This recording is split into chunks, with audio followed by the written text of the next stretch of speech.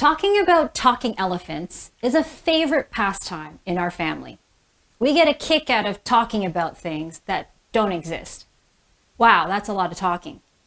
You heard all those verb INGs, but can you identify what their part of speech is? Hi, it's me, Dora, and welcome back to another great episode of Bite Size English, your daily bite of English.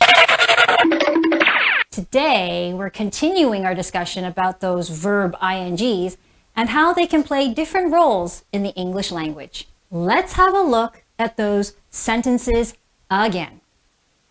There are 3 instances where we use the word talking. Can you identify their part of speech? I'll give you a hint. 2 are gerunds and 1 is an adjective. If you watched episodes on gerunds and when to use them, then you'll know which ones are gerunds. And if you watched part 1 of Name That Verb ING, then you'll be able to identify the adjective.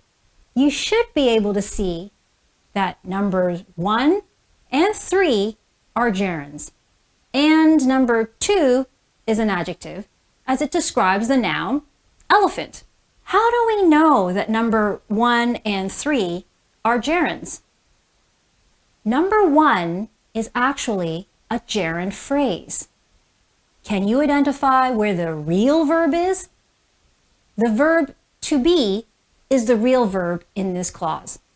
The subject is the entire phrase talking about talking elephants. Number 3 is a gerund because after a preposition like of, we use a gerund. Now take a look at this sentence. It looks similar to the previous sentence, but it's not.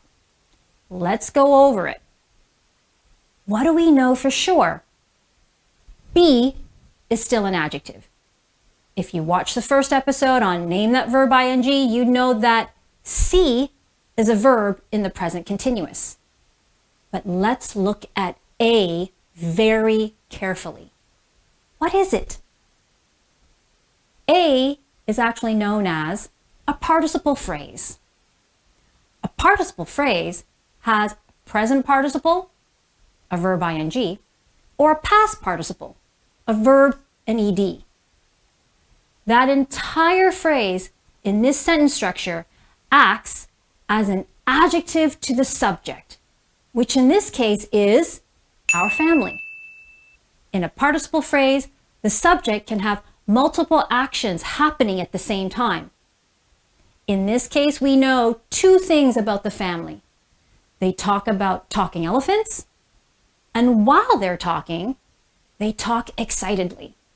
Now let's replace that word talking with other verb INGs so that we don't sound repetitive, because really, no one would write or speak in this way. How about this? I replace the verb talk with synonyms.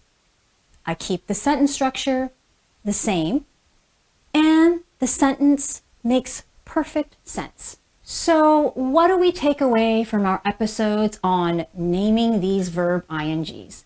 What we need to see is that while the verb INGs all look the same, they have entirely different roles to play in each sentence. Verb INGs tests you on being able to identify different parts of speech. And when you can identify them, then you can replace the words I gave you with other words in your speaking or writing, but you keep the sentence structure written by a native speaker. And then you can sound native in doing it. Wow, that was a lot of information, and you probably want to find a worksheet. Well, it just so happens I've created one for you to test you on all these points made in Name That Verb ING Part 1 and 2. Check out the extra bite section on our website, bitesizeenglish.com. If you're still unsure, maybe you'd like to sign up for our classes. See you next time here on Bite Size English.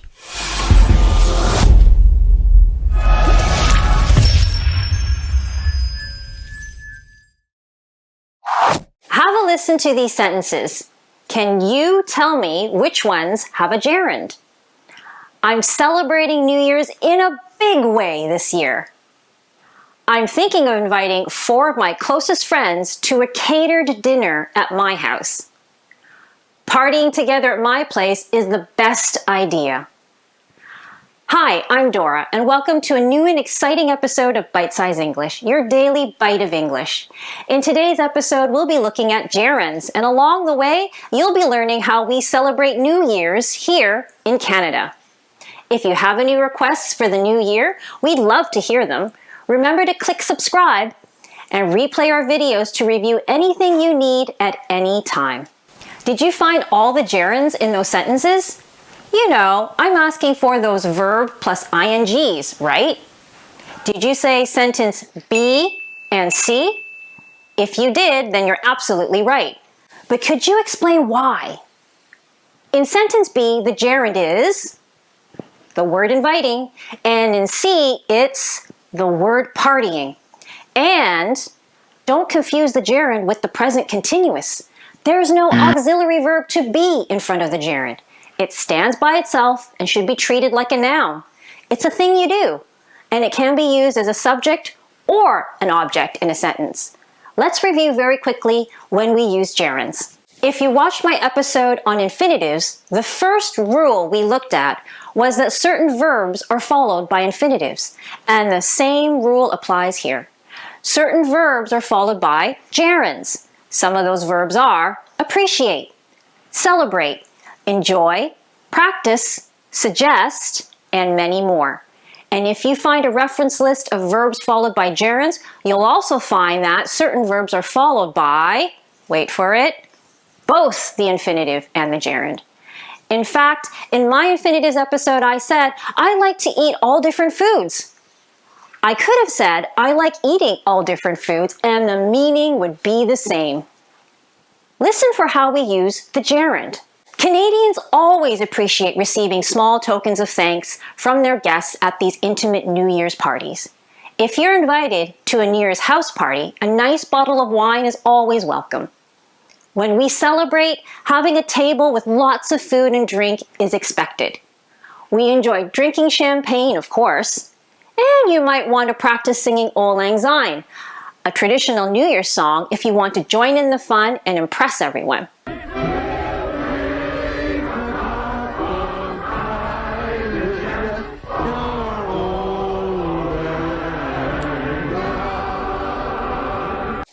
But even when you're offered alcohol, I suggest not drinking too much. A passed out guest is never in style. Immediately after a preposition, we use a gerund. Young people are always excited about going downtown, as most city centers across Canada have big parties with live music and fireworks. Year after year, people never get tired of partying in the cold with hundreds of other people. And if you are in a major Canadian city, you can depend on taking public transportation to and from the party because it's free on New Year's Eve. And of course, this means that we use gerunds after phrasal verbs. It's tradition for people to make New Year's resolutions at this time when they promise that they will give up smoking or take up exercising or never give up showing their appreciation to people they love. Then there are phrasal verbs that use to, and we follow it with a gerund as well. Although it's just one night, many people look forward to ringing in the new year here. We use gerunds after certain expressions. Can't help, can't stand, to be worth, and to be no use. You might think, oh, I can't stand being in a crowd, or it's not worth freezing in the cold. But not here in Canada. We embrace the cold. On New Year's Eve in Canada, when you see the crowds on the streets or in all the restaurants and bars, a sea of people all happy, you can't help cheering and feeling warm and excited about all the new experiences to come. Besides, who doesn't want to see Drake for free? Counting down the last seconds of the past year, toasting to the new one ahead, are all cultural practices that happen in big Canadian city parties and small house parties alike.